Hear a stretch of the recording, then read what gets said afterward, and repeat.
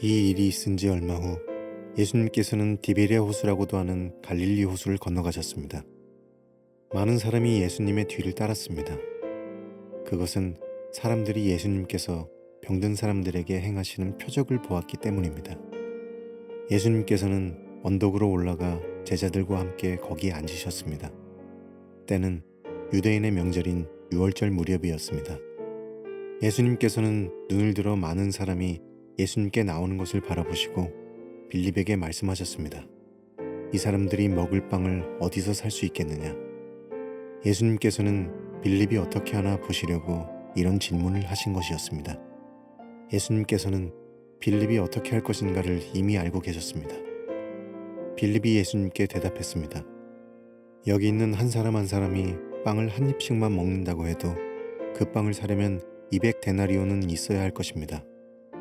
그때 예수님의 제자 중 한 사람인 시몬 베드로의 동생 안드레가 말했습니다. 여기 사내 아이 하나가 가지고 온 작은 보리빵 5개와 작은 물고기 2마리가 있습니다. 하지만 이것만 가지고 이렇게 많은 사람을 어떻게 먹이겠습니까? 예수님께서 말씀하셨습니다. 사람들에게 앉으라고 하여라. 그곳은 풀이 많은 곳이었습니다. 거기에 앉은 남자 어른의 수는 약 5,000명이었습니다. 그때 예수님께서는 빵을 가지고 하나님께 감사의 기도를 하신 후 그곳에 앉아 있는 사람들에게 그들이 원하는 만큼 나눠주셨습니다. 예수님께서는 물고기를 가지고도 그렇게 하셨습니다. 사람들은 모두 실컷 먹었습니다. 식사가 끝났을 때 예수님께서 제자들에게 말씀하셨습니다. 먹고 남은 빵과 물고기를 다 모으고 하나도 버리지 마라. 그래서 제자들은 남은 음식들을 모았습니다. 보리빵 5개로 사람들이 먹고 남은 조각들이 큰 광주리로 12개나 되었습니다. 사람들은 예수님께서 행하신 표적을 보고 말했습니다. 이분은 세상에 오실 그 예언자가 틀림없다. 예수님께서는 사람들이 와서 자기를 강제로 데려다가 그들의 왕으로 세우려 한다는 것을 아셨습니다. 그래서 다시 그곳을 떠나 혼자 산으로 올라가셨습니다. 우리 가슴에 손을 얹고 믿음을 고백하고 오늘 하나님께서 저에게 주시는 말씀 받을게요. 제가 먼저 고백하겠습니다. 하나님은 나를 사랑하십니다. 나는 그 사랑 안에 있습니다. 하나님은 오늘 나에게 말씀하실 것입니다. 그 말씀에 능력이 있습니다. 그 말씀에 생명이 있습니다. 나의 마음을 하나님께 열겠습니다. 나의 생각을 예수님께 집중하겠습니다. 들은 만큼 변합니다. 들은 만큼 행복해집니다. 오늘 우리가 보게 될 오병이어 사건은 사복음서에 다 기록이 되어 있는 사건입니다. 우리가 보는 요한복음은 다른 공간복음서 마태, 마가, 누가복음이 기록된 지 굉장히 시간이 오래 지난 다음에 마지막으로 기록된 성경인데 요한복음에 등장하고 있는 내용의 90%는 다른 복음서에 등장하지 않는 내용들입니다. 그러니까 요한이 그의 복음서를 기록할 때 다른 복음서에 누락되어 있는 내용들을 집중적으로 기록했다라고 하는 것을 우리는 알 수 있고, 또 요한이 복음서를 기록했던 이유가 그의 복음서를 통해서 예수께서 그리스도이신 것을 사람들이 알게 하고 그분을 믿음으로써 영생을 얻게 하려 하심이다라고 하는 목적이 그 복음서에 기록이 되어 있는 것을 보아서 그는 의도를 가지고 그의 복음서를 기록했다라고 하는 것을 우리는 알 수 있습니다. 그런데 왜 또 오병이어의 기적, 다른 복음서에 이렇게 자세하게 기록이 되어 있는 오병이어의 기적을 요한복음에 기록을 해 놓았을까? 우리가 생각하기에는 이 오병이어의 기적이 주일학교 다닐 때 주일학교 레슨을 통해서 배웠던 정도의 기적 사건으로 이해를 할지 모르지만, 복음서의 기자들이 봤을 때는 예수의 행적을 기록할 때 도저히 뺄 수 없는, 빼어서는 안 되는 행적이다라고 생각을 했던 것 같아요. 그리고 우리가 2주 후에 보게 될 텐데, 요한복음에는 오병이어의 사건의 영적인 의미에 대해서 예수께서 자세하게 설명하는 장면이 나오고 있거든요. 그러니까 요한이라고 하는 예수님의 제자가 시간이 오래 흘러간 다음에 다른 복음서에 빠진 내용들을 중심으로 복음서를 기록을 하면서 그런 오병이어 기적을 또 넣었던 사실은 그만큼 그 사건이 초대교회 성도들에게, 예수를 따랐던 제자들에게 중요한 의미를 가지고 있었던 사건이다라고 하는 것을 우리는 확인할 수 있습니다. 이것이 역사적인 사건이다라고 인정하는 것으로부터 우리는 출발을 해야 합니다. 픽션이 아니라 실제로 일어난 사건이다. 너무 황당스럽죠. 작은 오병이어를 가지고 남자만 모여있는 인원이 5,000명, 여자들이 1대1로 존재한다 그러면 10,000명, 어린아이들도 1대1로 존재한다 그러면 15,000명. 이게 숫자가 기하급수적으로 늘어가는 거 아니겠습니까? 그러니까 아무리 적게 잡아도 10,000명, 20,000명 정도 되는 사람들이 그 작은 어린아이의 도시락으로 배불리 먹고 12광주리가 남았다라고 하는 이야기가 2021년을 살아가고 있는 우리들한테만 황당한 이야기가 아니라 그 당시에 있는 사람들에도 황당한 이야기인 거예요. 그럼에도 불구하고 사복음서를 기록한 저자들이 다 기록해 놓았다. 그리고 초대교회 역사를 지나면서 이 전승 기록이 살아남았다. 무슨 얘기일까요? 진짜 일어난 사건이라는 얘기예요. 왜냐하면 증인이 5,000명이잖아요. 남자만 5,000명. 그러면 만약에 픽션이라면 증인을 적게 등장시켜야 되는 거예요. 그러면 탈로 나지 않을 수 있으니까 증인의 숫자가 많아지면 많아질수록 둘 중에 하나인 거예요. 너무 증인이 많기 때문에 이것이 역사성을 가진 사건이다라고 하는 것을 확인할 수 있든지, 아니면 말짱 거짓말이다라고 확인을 할 수 있는 거죠. 그렇다면 이 전승 기록이 초대교회에서 살아남았다라고 하는 것은 너무너무 많은 증인들이 있었기 때문에 이 사건에 대해서 의심의 여지가 없었다라고 하는 것을 확인할 수 있는 거예요. 자, 이 사건이 성경을 연구하는 사람들에게도 받아들이기 어렵고 믿기가 어려운 사건이었던 것 같아요.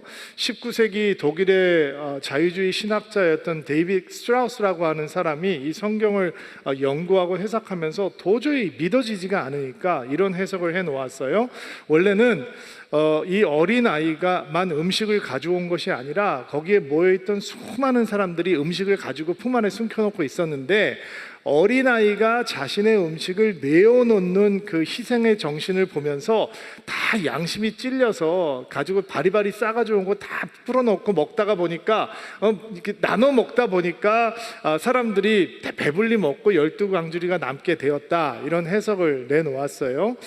카톨릭 성서 신학자인 이 알버트 놀란이라고 하는 사람도 기독교 이전의 예수라고 하는 책에서 같은 맥락으로 이 성경을 해석을 해요. 그러니까 이게 예수께서 오병이어를 불려 놓으신 기적이 아니라 이기적인 마음이 이타적인 마음으로 변한 사랑의 기적이다, 이렇게 해석을 했어요. 들리기에는 굉장히 괜찮게 들리죠. 근데 속으시면 안 돼요. 왜냐하면 오늘 본문의 마지막 부분을 보면 이런 이야기가 등장을 하잖아요. 그들이 배불리 먹었기 때문에 예수님을 강제로 그들의 왕으로 삼으려 했다라고 하는 장면이 나오죠. 그렇다면 자기가 바리바리 싸웠던 것을 꺼내놓고 사람들이 나눠 먹었는데 그것이 이기적인 마음이 이타적인 마음으로 변한 기적이라면 그 예수를 왕으로 삼으려고 하는 이유가 뭐가 있겠어요? 그러니까 우리는 오늘 이 본문 말씀 속에 들어가서 묵상을 하기 전에 이 사건은 실제로 일어난 사건이다. 그렇다면 네 복음서의 기자가 동일하게 이것을 보여주고 있는 이유는 이 사건을 통해서 우리가 배워야 될 예수님의 모습이 있는 것이고 우리가 배워야 될 믿음의 모습이 있는 것이다 라고 하는 것을 인정해야 합니다. 자, 1절부터 4절 말씀부터 한번 볼게요. 이렇게 한 목소리로 읽겠습니다. 시작. 이 일이 있은 지 얼마 후 예수님께서는 디베랴 호수라고도 하는 갈릴리 호수를 건너가셨습니다. 많은 사람이 예수의 뒤를 따랐습니다. 그것은 사람들이 예수님께서 병든 사람들에게 행하시는 표적을 보았기 때문입니다. 예수님께서는 언덕으로 올라가 제자들과 함께 거기에 앉으셨습니다. 때는 유대인들의 명절인 유월절 무렵이었습니다. 기적이 일어났던 장소는 다른 복음서의 기록과 종합을 해보면 갈릴리 호수, 오늘은 디베랴 호수라고 부르기도 하는데 의 동편 지역인 거예요. 많은 사람들이 예수님을 따랐다라고 얘기하는데 이 시기가 어떤 시기냐면 세례 요한이 헤롯 왕에게 참수형을 당하고 그가 죽었다라고 하는 소식을 예수님께서 듣게 돼요. 그리고 예수님께서 마음이 너무 무거워지셨기 때문에 몰려오고 있는 사람들을 잠시 피해서 혼자 조용한 시간을 갖기 위해서 호수를 건너시게 되는 거거든요. 그런데 예수께서 그 배를 타고 건너가시는 것을 보면서 사람들이 육로를 통해서 따라와서 기다리고 있는 거예요. 사실 예수님의 마음이 너무 아프고 무거워서 혼자 하나님과 시간을 보내고 싶으셨는데 도착을 해보니까 거기에는 또 사람들이 기다리고 있었어요. 그리고 그들을 바라보는 예수님의 시선이 이랬다라고 다른 복음서들은 얘기하는데 마치 목자 잃은 양처럼 보였다. 그리고 그들을 불쌍히 보셨다라고 얘기를 해요. 그래서 예수님은 그들을 불쌍히 보시고 또다시 그들의 병을 고치시고 말씀을 전해주시는 사역을 시작하시는 것입니다. 그들이 예수님을 믿어서 온 거 아닙니다. 오늘 성경 말씀에는 표적을 보고 따라왔다라고 얘기하죠. 아직 믿음이 있는 거 아닙니다. 그들은 호기심으로 가득했고 예수님께서도 신기한 일을 한번 행하시지 않나? 이런 마음으로 따라온 것입니다. 그런데 그들을 목자 없는 양같이 보셨습니다. 그들이 소망이 없고 병들고 배고프고 피폐해진 인생인 것을 알고 그들을 불쌍히 보셨다는 겁니다. 오병이어 사건은 예수님의 능력을 자랑하는 사건이 아닙니다. 오병이어 사건은 그 목자 없는 양 같은 백성들을 불쌍히 여기시는 예수님의 마음으로부터 출발하는 사건입니다. 그러니까 제가 여러분이 오늘 회복해야 되는 예수님의 마음이 바로 그것입니다. 표적을 보기 위해서 몰려들었던 사람들, 그것이 세상의 모습이겠죠. 아직 예수님을 믿지 않는 세상의 모습이 그 백성들을 상징하고 있는 것입니다. 예수께서는 그들을 정죄하지 않으셨습니다. 판단하지 않으셨습니다. 공격하지 않으셨습니다. 무례하지 않으셨습니다. 예수님의 속이 동했습니다. 긍휼이라고 하는 것은 여인의 자궁이 움직인다라는 뜻을 가지고 있거든요. 그러니까 그 몰려오는 사람들을 보면서 예수님의 마음은 긍휼로 가득해졌습니다. 세상을 향한 우리의 마음이어야 되는 것이고 교회가 회복해야 되는 예수의 마음이어야 되는 것입니다. 교회는 세상을 비판하면 안 됩니다. 무례해서는 안 됩니다. 정죄해서는 안 됩니다. 세상을 불쌍히 여겨야 하는 것이죠. 그 마음으로부터 오병이어의 기적이 시작이 되기 때문입니다. 자, 오늘 우리는 본문 말씀을 보면서 믿음을 배우게 될 텐데 세 부류의 사람을 만나게 되면서 믿음을 보게 될 거예요. 5절부터 7절 말씀 같이 한번 읽어볼게요. 첫 번째 부류의 사람 한번 만나보겠습니다. 한 목소리를 읽겠습니다. 시작. 예수님께서는 눈을 들어 많은 사람이 예수님께 나오는 것을 바라보시고 빌립에게 말씀하셨습니다. 이 사람들이 먹을 것을 어디서 살 수 있겠느냐? 예수님께서는 빌립이 어떻게 하나 보시려고 이런 질문을 하신 것이었습니다. 예수님께서는 빌립이 어떻게 할 것인가를 이미 알고 계셨습니다. 빌립이 예수님께 대답했습니다. 여기 있는 한 사람 한 사람이 빵을 한 입씩만 먹는다 해도 그 빵을 사려면 200데나리온은 있어야 할 것입니다. 자, 우리가 오늘 처음 만나게 될 사람은 빌립인데 다른 복음서에서는 예수님께서 제자들에게 너희가 먹을 것을 주어라 라고 얘기를 하고 있는데 오늘 말씀을 보니까 예수님께서는 빌립을 콕 집어서 질문을 하시죠. 요한복음에는 빌립에 대한 이야기들이 좀 자세하게 등장을 합니다. 다른 복음서에는 등장을 하지 않는데, 그러니까 요한의 기억 속에 빌립이라고 하는 사람의 흔적이 남아있는 거죠. 아마 다른 이 제자들보다 조금 더 각별한 우정을 나누었던 것은 아닐까라고 생각을 하게 됩니다. 예수님께 이 안드레라고 하는 베드로의 형제가 예수님을 처음 만났을 때 자기 형제였던 베드로에게 와서 뭐라고 예수님의 얘기를 하냐면 내가 메시아를 만났어 이렇게 얘기를 합니다. 결론부터 서론도 없습니다. 그냥 본론 딱 얘기하고 끝입니다. 내가 메시아를 만났어. 빌립은 예수님을 만난 다음에 나다니엘이라고 하는 사람에게 가서 자기가 메시아를 만났다라고 하는 설명을 이렇게 합니다. 요한복음 1장에 나와 있는 말씀인데 들어보세요. 모세가 율법책에 썼고 예언자들도 기록한 그분을 우리가 찾았다. 나사렛 사람 요셉의 아들 예수님이 바로 그분이시다. 다르죠? 내가 메시아를 만났어. 모세의 율법에 기록되어 있고 예언자들도 기록되어 있고 요셉의 아들 나사렛 출신 그분이 바로 메시아시다라고 얘기를 하고 있는 거예요. 그러니까 기질이 조금 보이시나요? 비교 분석이 끝났다는 거죠. 왜 하필 예수님께서 빌립에게 콕 집어서 질문을 던지셨을까? 어떤 학자들은 지금 이들이 거하고 있는 이제 사역을 하고 있는 이 지역이 빌립의 고향이었던 벳세다와 굉장히 가까운 지역이기 때문에 그 지역 상황을 제일 잘 알고 있는 제자들이었기 때문에 그런 질문을 하셨을 것이다 라고 얘기를 하는데 동의가 안 돼요. 왜냐하면 베드로와 안드레도 벳세다 출신이에요. 그렇다면 같이 똑같이 물어봐야 되는데 왜 빌립이었을까? 아마 빌립이 그 예수님의 제자 가운데 가장 계산이 빠르고 논리적이고 이상적이고 현실적인 판단을 하는 사람이었기 때문에 예수님께서는 그에게 질문을 던지셨던 것 같아요. 7절 말씀을 보니까 명쾌하게 이렇게 이야기하죠. 여기 있는 한 사람 한 사람이 빵을 한 입씩만 먹는다 해도, 두 입 아니에요, 반조각 아니에요, 한 입씩만 먹는다 해도 빵을 사려면 200데나리온은 있어야 하겠습니다. 이렇게 견적이 다 끝났다는 얘기예요. 저는 이런 사람 좋아해요, 솔직히.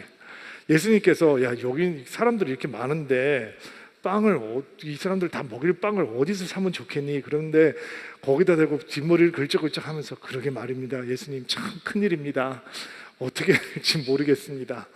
오랫동안 굶고 있는데 그냥 계속 굶으라고 하죠. 이렇게 하면 얼마나 당황스럽겠어요. 뭐 대안을 내놔야 될 거 아니에요. 그러면 예수님께서 질문을 던지자마자 기다렸다는 듯이 한 입씩만 먹더라도 200데나리온, 한 데나리온은 하루치 품삯이에요. 그러니까 200일의 품삯을 가지고 있어야 먹일 수 있겠습니다. 이 모세의 율법에 기록되어 있고 선지자들 말했던 그분 나사렛 출신 요셉의 아들 예수요라고 하는 기질이 빛을 발하는 답이죠. 미리 생각하고 있었다는 거예요. 우리 같으면 아마 여러분 같으면 다른 대안도 좀 내놓지 하지 않았을까? 여러분 굉장히 합리적이고 유능하고 생각이 빠르고 계산이 빠르신 분들일 테니까 여러분 같으면 한술 더 떠서 예수님께 이런 조언을 하지는 않았을까요? 예수님 여기 사람들이 이렇게 많은데 한꺼번에 한 마을로 가면 이거 큰일 납니다. 분산시켜야 됩니다. 1000명은 요 마을로 1000명은 요 마을로 이렇게 분산시켜야 되고 젊은 사람들은 조금 멀리 있는 곳으로 나이 든 사람들은 좀 가까운 곳으로 어린아이와 노약자들을 먼저 보내겠습니다. 걷기 힘든 사람들은 여기 머물러 있으라라고 얘기를 할 것이고 저희가 먼저 사람을 마을로 보내서 음식을 여기로 가져와서 먹이기로 했으니까 걱정 안 하셔도 됩니다. 예수님과 제자들은 요 집으로 이동하시면 식사가 준비되어 있습니다. 오늘 이 밥 먹는 게 시간이 오래 걸릴 거니까 집회가 좀 늦게 끝날 테니까 내일 아침에 새벽 기도는 쉬고 아침에 10시에 다시 집회하도록 하겠습니다. 이렇게 대안을 좀 내놔야 동역이 되는 거잖아요. 이 사람들 먹을 것을 어디서 구할 수 있겠냐? 예수님 그런 걸 저한테 물어보시면 제가 어떻게 알겠습니까? 저는 어부 출신인데 저는 그런 거 모릅니다 라고 하면 어떻게 동역이 되겠어요? 정말 그의 이 샤프함이 빛을 발하는 순간이죠. 그리고 현대인들의 눈으로 보면 그는 정말 유능하고 똑부러지고 똑똑하고 계산이 빠른 차도남, 인류 대학의 MBA 프로그램을 한 것 같은 그런 사람이기 때문에 우리의 눈에는 굉장히 매력적으로 비칠 수 있죠. 예수님의 제자들이 굉장히 거친 어부들이 많았는데 그런 사람들과 같이 사역을 하면 그래도 이런 사람 합리적이고 논리적이고 계산이 빠른 사람 한 명 정도는 끼어 있어야 뭔가 일이 진행이 되지 않겠어요? 이런 생각이 들 수도 있습니다. 예수님께서 이런 빌립의 기질을 알고 계십니다. 어떻게 대응하실지 아셨습니다. 개역 개정판에는 이런 말씀이 6절에 이렇게 나와 있는데요. 친히 어떻게 그가 할지를 알고 예수님께서 빌립을 시험하기 원하셨다라는 얘기가 나옵니다. 여기서 시험은 유혹하는 거 아닙니다. 테스트를 하는 거죠. 예수님께서 빌립을 테스트하고 계셨다는 것입니다. 그를 창피 주려고 테스트하는 것도 아니고 그를 책망하려고 테스트하는 것도 아닙니다. 지금 이 오병이어의 사건은 거기에 모여있는, 표적을 보기 위해서 모여있는 군중들에게도, 그리고 예수님을 가까이 따르고 있는 제자들에게도 엄청난 믿음을 가르쳐 줄 수 있는 의미 있는 사건이 될 겁니다. 그래서 테스트를 하시는 겁니다. 예수님께서 가르쳐 주시는 믿음을 배우기 위해서 제자들이 극복해야 될 것이 있는데, 바로 빌립식의 계산과 논리, 상식적인 판단인 거예요. 하나님 없는 똑똑함, 하나님 없는 유능함, 믿음과 상관없는 민첩한 판단, 이거를 뛰어넘지 않으면 예수님께서 이 자리에서 가르쳐주고자 하는 믿음을 배울 수가 없는 것입니다. 자, 빌립은 어떤 부류의 사람들을 보여주고 있는가? 하나님 앞에서도 자신의 계산과 논리와 상식을 버리는 것을, 포기하는 것을 어려워하는 사람들을 보여주고 있는 것입니다. 예수님께서는 빌립이 똑똑하지 않아서 테스트를 하고 있는 것이 아니라 너무 똑똑해서 그를 테스트하고 있는 것입니다. 그의 똑똑함과 논리성 계산이 해결할 수 없는 문제를 통해서 예수님께서는 빌립에게 진짜 믿음을 보여주시기를 원하는 것입니다. 여러분, 왜 빌립의 마음으로는, 그의 유능함 가운데서는, 그의 똑똑함 속에서는 믿음을 배울 수가 없을까요? 왜냐하면 믿음은 상황을 계산하는 것으로 얻어지는 것이 아니라 하나님을 보는 것으로부터 출발하기 때문입니다. 상황 판단 필요하죠. 그러나 상황 판단이 먼저가 아니고 하나님을 바라보는 것이 먼저입니다. 믿음은 거기서 태어나는 것입니다. 왜 빌립처럼 똑똑한 유능함을 가지고 있는 사람들이 믿음을 배우기 힘든가? 자신의 한계와 무능함을 인정하되 그것 때문에 좌절하지 않고 하나님 앞에 나아가는 것이 믿음이기 때문입니다. 교회에 빌립 같은 사람들만 있으면 어떻게 되는지 아세요? 좋은 얘기 많이 나옵니다. 회의하면 기발한 아이디어들 다 맞는 말만 박수소리 요란해집니다. 이 회의가 은혜스러워지고요, 다 맞는 말들만 하니까 그 교회에서 진짜 우리 교회 의식이 있구나, 우리 교회 괜찮네. 근데 어떤 역사도 일어나지 않습니다. 빌립 같은 사람만 모여 있으면 말은 번지르르 한데 이거는 좀 되는데 어떤 믿음의 역사도, 어떤 믿음의 파도도 일어나지 않습니다. 그래서 우리는 믿음 없는 똑똑함, 하나님 없는 유능함을 경계해야 하는 것입니다. 그런데 우리 안에 이 빌립이 조금씩은 다 살아 있습니다. 믿음을 붙들기 전에 계산부터 하고, 기도하기 전에 우리의 논리와 상식만을 신뢰하고, 하나님의 크심을 보기 전에 상황 판단만 급하게 하는 빌립들이 우리 안에 있습니다. 그래서 오병이어의 기적이 우리의 삶 속에 일어나지 않는 겁니다. 빌립이 무너져야 오병이어의 기적으로 들어갈 수 있는 거예요. 자, 8절부터 9절 말씀 볼게요. 읽겠습니다. 시작. 그때 예수님의 제자 중 한 사람인 시몬 베드로의 동생 안드레가 말했습니다. 여기 사내 아이 하나가 가지고 온 작은 보리빵 5개와 작은 물고기 2마리가 있습니다. 하지만 이것만 가지고 이렇게 많은 사람을 어떻게 먹이겠습니까? 자, 이제 요한이 빌립과 확연하게 다른 캐릭터들을 등장시키기 시작하는데, 빌립의 답변이 전혀 이상한 말이 아니었죠. 그런데 안드레의 답변이 등장을 하자 빌립의 계산이 빠르고 민첩하고 유능함이 아니었고, 민첩함이 아니었고, 똑똑함이 아니었고, 믿음이 없는 것이다 라고 하는 밑바닥이 드러나기 시작합니다. 안드레가 어린아이의 도시락을 가지고 나오는데 보리떡 5개와 물고기 2마리예요 여러분, 지금 엑스트라 라지 피자 사이즈가 아니에요. 아이의 도시락이었으니까 아주 작은 보리떡이었겠죠. 지금 크다란 참 다른 것 같은 거 가지고 온 거 아니에요. 갈릴리 호수에서 잡은 잡어들, 피라미드를 절여서 이 뻑뻑한 보리떡을 먹는 데 사용했던 조그만 물고기였을 거예요. 보리떡이라고 하는 것은 가장 가난한 사람들이 먹는 음식이에요. 밀을 먹을 수 없는 사람들이 먹는 음식. 당시에 보리는 짐승에게 주는 이 사료였다고 하니까 가장 가난한 가운데서도 가난한 사람들이 먹는 이 음식이었어요. 저는 이 말씀을 묵상할 때마다 참 궁금해지는 게 있는 게, 안드레가 이거를 어떻게 찾아왔을까 너무너무 궁금해요, 솔직히. 빌립이 막 계산을 하고 한 입씩 뛰어오면 서베이를 하면서 200데나리온은 들겠군. 그렇다면 마을이 여기서 얼마나 떨어져 있지? 그 마을이 얼마나 크지? 정말로 우리가 이런 돈이 없는데 돈이 있다 한들 가서 음식을 구해올 수 있을까? 막 이런 계산을 하면서 어떤 결론을 내느냐? 200데나리온은 없습니다. 그러므로 불가능합니다. 마을 너무 멉니다. 그러므로 불가능합니다. 빨리 돌려보내야 됩니다 라고 하는 견적이 나올 때 안드레는 막 사람들 사이를 막 다녔던 것 같아요.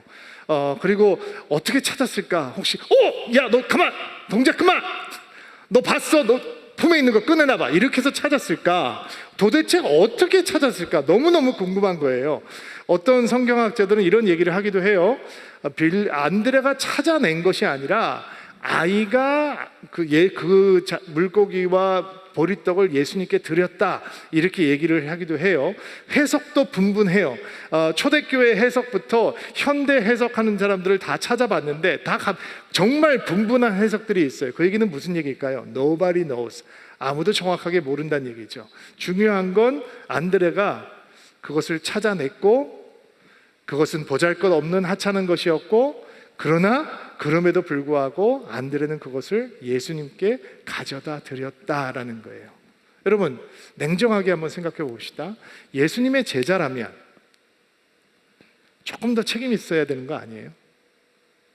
너무 무모하잖아요. 너무 대책 없잖아요. 여러분 생각해 보세요. 저희 교회가 2,000명 밥을 먹여야 되는데 갑자기 어느 집사님 한 분 오셔가지고 저한테 도시락 하나 딱 갖다 주면서, 목사님 너무 수고 많으십니다. 오늘 2,000명 식사를 대접하셔야 되는데 목사님 요거 가지고 대접하시면 좋겠습니다. 도시락 하나 딱 줬다고 봅시다. 그러면 제가 그 사람 보고 정말 믿음이 크시군요. 이거 가지고 2,000명을 먹이실다고 생각하는 집사님의 믿음을 제가 정말 축복하고 사랑합니다 라고 할까요? 아니면 제가 이분 무슨 생각을 하고 사는 사람입니까? 정말 대책 없는 분이시네 라고 생각을 하지 않겠습니까? 어떻게 보면 지금 안드레가 주님 앞에 가지고 나온 것, 모든 사람들이 먹기에 턱없이 부족한 것이죠. 그런데 여러분, 이것을 보셔야 합니다. 하나님이 없는 똑똑함보다는 하나님이 있는 작은 믿음이 포함되어 있는 이런 무모함, 대책 없음이 예수님께서 기대하시는 큰 믿음에 더 가까이 있는 것입니다. 그는 가지고 왔습니다. 근데 확신이 부족합니다. 이거 가지고 되겠습니까? 이거 가지고 어떻게 가겠습니까? 회의적입니다. 그러나 주님 손 앞에 올려 드렸다는 것입니다. 그러니까 안드레의 믿음을 통해서 우리는 어떤 믿음을 보게 되는 것이냐? 없는 것만 생각하지 않고 있는 것을 주님 앞에 가져다 드리는 믿음인 거죠. 작은 것을 통해서 큰 열매가 생길 수 있다라고 주님을 신뢰하는 믿음인 것입니다. 자신이 할 수 있는 최선이 턱없이 부족하지만 주님 앞에 나오기를 주저하지 않는 믿음, 자신이 할 수 있는 것은 별로 없지만 상상도 할 수 없는 주님의 역사를 기대하는 믿음, 이것을 우리는 안드레를 통해서 배우게 되는 것입니다. 예수님께서 그것을 받으시고 어떻게 하셨을까요? 너 지금 나랑 장난하니? 이렇게 말씀하지 않으셨어요? 10절부터 11절 말씀 볼게요. 한 목소리 읽겠습니다. 시작. 예수님께서 말씀하셨습니다. 사람들에게 앉으라고 하여라. 그것은 풀이 많은 곳이었습니다. 거기에 앉은 남자 어른의 수는 약 5,000명이었습니다. 그때 예수님께서 빵을 가지시고 하나님께 감사의 기도를 하신 후 그곳에 앉아있는 사람들에게 그들이 원하는 만큼 나눠주셨습니다. 예수님께서는 물고기를 가지고도 그렇게 하셨습니다. 예수님께서 그것을 받으시고 그것을 감사하며 축사하며 하늘을 우러러보시고 기도하셨다라고 다른 복음서의 내용들은 얘기해요. 여러분 감동하셔야 됩니다. 하나님께서는 오병이어를 받고 감사하셨습니다. 하늘을 우러러보았다는 말씀을 가볍게 여기시면 안 됩니다. 단순히 기도했구나 이런 뜻이 아닙니다. 여러분, 예수님 손에 오병이어가 있습니다. 근데 이걸 보고 모여있는 사람을 보면 감사하지 못합니다. 답답합니다. 한숨 나옵니다. 그런데 이것을 보고 아버지를 보면, 하나님을 우러러보면 감사 기도가 나옵니다. 왜? 하나님은 이것을 통해서 역사하실 수 있는 분이시기 때문입니다. 예수님께서 제자들에게 가르쳐주고 싶은 믿음은 무엇이냐? 이 오병이어가 하나님을 통과하면 하나님께서 기름 부으시면 이 줄인 사람들을 다 먹일 수 있는 선물이 될 수 있다라고 하는 큰 믿음을 제자들에게 가르쳐주기 원하셨습니다. 사람들을 다른 복음서의 기록을 보니까 50명씩 100명씩 앉게 했다라고 얘기하거든요. 여러분, 누가 그 일을 제일 잘했을까요? 빌립 아닐까요? 막 열심히 움직이면서 50명씩 100명씩 막 이러면서 밥 많이 먹게 생긴 사람들은 50명씩, 밥 조금씩 먹게 생긴 사람들은 100명씩 막 이렇게 몰아 놓았을 거예요. 그리고 예수님께서 그 떡을 떼어주시기 시작하세요. 그리고 기적이 일어나는 거예요. 제자들을 통해서 떡을 떼어주는데 떡이 줄어들질 않는 거예요. 사람들이 배불리 먹고 모든 사람들이 원하는 만큼 먹었어요. 그리고 그 남은 것들을 거두어드리라 라고 말씀을 하니까 12광주리가 남았다라고 얘기해요. 왜 거둬들이라고 했을까요? 성경학자들이 너무 현대적인 시선으로 이 성경을 해석을 하는 것을 제가 알게 됐어요. 그러니까 우리가 현대 사회에는 소비가 너무 과하고 낭비가 너무 심하기 때문에 그 앵글로 보는 것 같아요. 근데 저는 과연 절약 정신을 가르치기 위해서 예수님께서 다 끌어모으라고 그랬을까? 그거는 아닐 거예요. 왜냐하면 생명의 양식 대신 예수님을 만나게 되는 자리거든요. 그러니까 절약해야 된다라고 하는 것을 가르치기 위해서 모아라라고 하는 말씀은 분명히 아니었을 거예요. 물론 묵상을 하다 보면 그런 과한 소비를 멈춰야 된다라고 하는 묵상과 적용을 할 수 있겠죠. 그러나 예수님께서 12광주리를 남은 것을 모아라라고 하고 12광주리가 되었다라고 하는 것은 다른 의미가 있을 거예요. 그 의미는 뭘까요? 하나님의 은혜의 풍요로움이에요. 그들이 앉아있는 그 자리는 세상의 것들로 배부를 수 없었던 줄인 사람들이 있는 것이에요. 근데 생명의 양식 대신 예수 그리스도께서 그분을 나누어 주고 계시는 거예요. 그리고 그분의 은혜는 풍요로운 거예요. 마음껏 먹고 넘치도록 남는다는 것이 바로 예수께서 우리에게 보여주시는 은혜의 선물이었던 것입니다. 여러분, 안드레가 나타날 때까지는 빌립이 굉장히 설득력이 있어 보이죠. 합리적입니다. 근데 안드레가 나타나니까 빌립은 믿음이 없다라고 하는 것을, 믿음의 기대감이 없다라고 하는 바닥을 보여주죠. 안드레는 어린아이가 나타나기 전까지 황당무계하고 무책임해요. 그러나 어린아이가 있기 때문에 그 아이의 헌신이 있기 때문에 기적의 문지방을 넘는 믿음을 보게 되는 것입니다. 여러분도 저도 늘 논리와 믿음 사이에서 갈등합니다. 계산과 믿음 사이에서 갈등하는 우리 자신을 발견하게 됩니다. 때로는 논리가 있어야 합니다. 때로는 계산할 줄 알아야 합니다. 그러나 믿음을 붙들기 전에, 하나님을 보기 전에 계산과 논리만 붙들 때 우리의 믿음은 언제나 지극히 상식적이고 지극히 사람의 수준에 머무는, 예상할 수 있는 수준에 머무는 믿음이 되는 것입니다. 거기에 하늘을 우러러보면 하나님의 우러러보시는 예수님의 축사는 존재하지 않는 것이고 12광주리가 남는 기적은 존재하지 않습니다. 예수님께서 우리에게 주시는 믿음은 빌립의 논리 속에서 성장하지 못합니다. 하늘을 우러러보시고 축사하시는 예수님의 손 가운데 그 믿음이 성장하는 것입니다. 우리는 예수님의 기적 사건 속에서 이렇게 예수님 앞에서 오병이어의 기적이 일어나는데 왜 나의 인생 가운데는 오병이어의 기적이 일어나지 않을까 의아하게 생각합니다. 이유는 간단합니다. 오병이어를 드리는 아이의 믿음이 없기 때문입니다. 우리는 주님께 오병이어를 드려야 합니다 라고 하면 큰 소리로 아멘 합니다. 왜냐하면 작은 것, 적은 것을 드리는 것이 부담이 없기 때문입니다. 지금까지 만약에 여러분이 성경을 그렇게 읽으셨다면 잘못 읽어오셨습니다. 여러분들께서 지금까지 그렇게 이해하셨다면 작은 것을 드리고 적은 것을 드릴 때 큰 것을 받을 수 있는 것이구나 라고 이 성경을 읽으셨다면, 이해하셨다면 잘못 이해하신 것입니다. 아이에게 배우는 믿음은 주님께 적은 것을 드리는 믿음이 결코 아닙니다. 물론 그 아이가 드렸던 것은 사람의 눈에 비춰지면, 어른의 눈에 비춰볼 때 작은 것이고 적은 것이고 보잘것없는 것이었습니다. 그런데 아이가 가지고 있는 전부였습니다. 왜 오병이어를 통해서 역사가 일어나느냐? 그것이 그 아이의 전부이기 때문입니다. 이 말은 우리가 가진 모든 재산을 팔아서 주님 앞에 드려야 오병이어의 기적을 맛볼 수 있다라는 것은 결코 아닙니다. 그렇게 하는 것만이 진정한 믿음이다라고 얘기하는 것도 결코 아닙니다. 다만 너무너무 많은 성도들이 하나님을 남는 것으로 드려도 만족하시는 분으로 오해하고 있다는 것을 우리는 다시 한번 성찰해 보아야 합니다. 내가 시간 남는 거 주님 앞에 좀 드리지 뭐. 내 관심 남는 거 주님 앞에 좀 드리지 뭐. 내가 가지고 있는 사랑과 열정 내가 나 자신을 위해서 쓰고 좀 남는 거 그때 주님 앞에 좀 드리면 되지 뭐. 나의 재능, 나의 은사, 나의 재정 내가 필요한 거 내 거 다 쓰고 좀 남는다면 그때 하나님께 드려도 충분해 라고 하는, 하나님을 이렇게 잉여 분을 드려도 괜찮은 분으로 오해하고 살아가고 있는 성도들에게는 오늘 이 말씀은 충격이 돼야 되고 도전이 돼야 되고 그리고 우리를 내리치는 말씀의 날이 되어야 하는 것입니다. 우리는 어린아이 믿음 속에서 다른 믿음을 배우죠.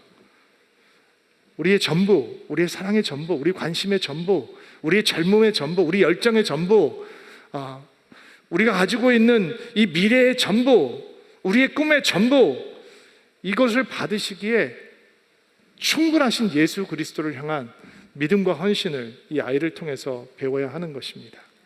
그러면 역사가 일어납니다. 아프리카 대륙을 복음으로 변화시켰던 데이빗 리빙스턴이라고 하는 선교사가 있죠.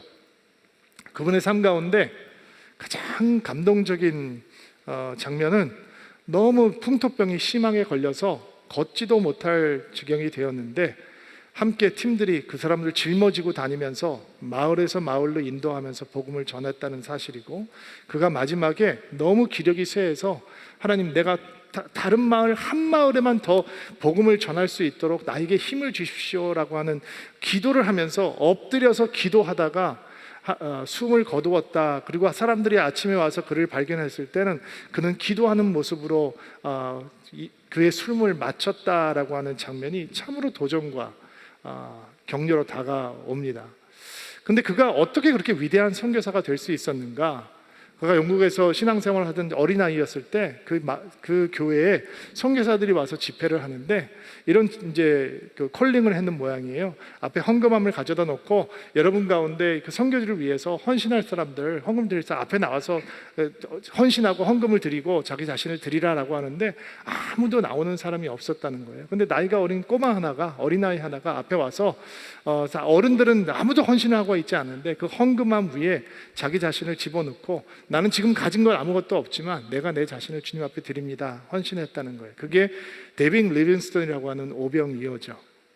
여러분, 한국을 찾았던 수많은 선교사들, 바로 그들이 하나님께서 기뻐 받으시는 오병이어가 되었고, 그들 먹고 12광주리가 넘는 그런 축복의 풍요로움이 한국 교회에 충만하게 되었던 것입니다. 여러분, 작은 거 드리면 큰 거 얻을 수 있다라고 하는 건 그거 병든 믿음입니다. 그거는 사기꾼 영성입니다. 작은 것 들여서 오병이어의 기적을 따겠다라고 하는 건 말도 안 되는 믿음입니다. 오병이어의 기적은 나의 전부를 드릴 때 하나님께서 그 전부를 받으시고 그 작은 전부를 받으시고 어떤 놀라운 일을 행하실 수 있는지 배우는 믿음의 현장이 되어야 하는 것입니다. 여러분, 하나님은 째째하지 않습니다. 여러분을 향해서 하나님은 절대로 째째하지 않습니다. 그분은 아들을 주셨습니다. 그분의 전부를 주셨습니다. 그리고 그의 전부를 주셨기 때문에 우리의 전부를 요구할 수 있는 분은 딱 한 분밖에 없습니다. 예수님밖에 없는 것입니다. 예수님께 우리의 전부를 드리면, 나를 드리면, 우리의 시간과 우리의 열정과 우리의 마음을 드리면 그것을 통해서 오병이어의 기적은 일어나는 것입니다. 그런 축복이 여러분 가운데 있게 되기를 주의 이름으로 축복합니다. 자, 가슴에 손을 얹고 한번 안수하시고요, 여러분을 축복하고 기도하겠습니다. 하나님, 오늘도 우리는 주의 말씀을 통해 믿음을 배웁니다. 빌립의 하나님 없는 똑똑함을 거부할 수 있게 하옵소서. 거기에서는 믿음이 자랄 수 없기에 믿음 없는 유능함을 거부합니다. 그리고 안드레의 하나님이 있는 무모함, 대책 없음을 배우기를 소망합니다. 여전히 그 안에 의심이 있고 회의적이고 확신이 부족하지만 우리의 자금 때문에 좌절하지 아니하고 주님의 크심을 믿고 주님 앞에 나올 수 있는 믿음을 가르쳐 주옵소서. 우리의 오병이어를 주님 손에 들려드릴 수 있는 안드레의 믿음을 허락하여 주옵소서. 어린아이의 헌신을 배우기를 소망합니다. 남은 것을 주님께 드리는 것에 익숙해 있었다면 이 시간 가슴에 손을 얹고 기도하는 성도 한 사람 한 사람 회개의 기도를 주님 앞에 올려드리게 하옵소서. 주님은 우리의 최고의 것, 우리의 베스트, 우리의 전부를 받으실 수 있는 만한 존귀한 분이시며 우리의 최고의 것, 우리의 베스트, 우리의 전부를 드릴 때 오늘도 우리를 통해서 오병이어의 기적은 일어날 줄로 믿습니다. 그런 믿음을 갖게 하옵소서. 오늘도 말씀을 가슴 가운데 받는 성도들을 주께서 축복하셔서 이 말씀이 삶의 푯대가 되게 하옵소서. 예수님의 이름으로 기도하옵나이다. 아멘.